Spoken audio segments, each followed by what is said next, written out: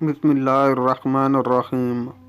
اگر کوئی عورت چاہے تو کسی ظالم کو اپنی عزت کی طرف کسی بھی صورت میں بڑھنے سے روک سکتی ہے، مگر سریعام سامنے آنے کے بعد کسی مرد کے خلاف کچھ بھی کہنا صرف الزام تراشی ہی ہوگی۔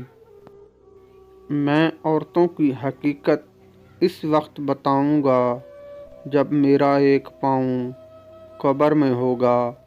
میں حقیقت بتا کر فوراً قبر میں کود جاؤں گا اور اسے بند کر کے کہوں گا، اب میرا جو کچھ بگاڑنا ہے بگاڑ لو۔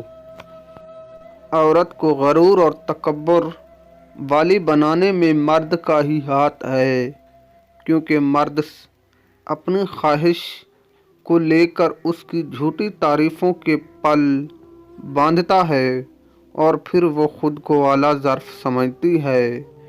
آج کل معاشرے میں عورت اس کی ہے جس کے پاس پیسہ ہے۔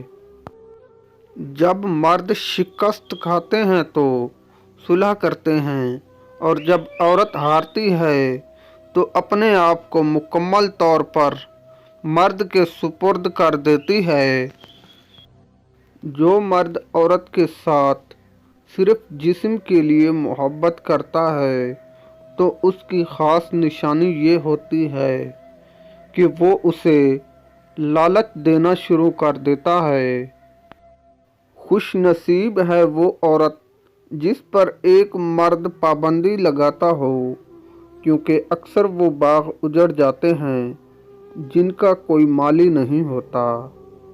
یقیناً وہ عورتیں لاوارث ہوتی ہیں جو ٹک ٹاک پر ناچ گانا کرتی ہیں، کیونکہ جب تک باپ اور بھائی زندہ ہوں وہ اپنی عورتوں کو ایسی بے حیائی کی اجازت نہیں دیتے۔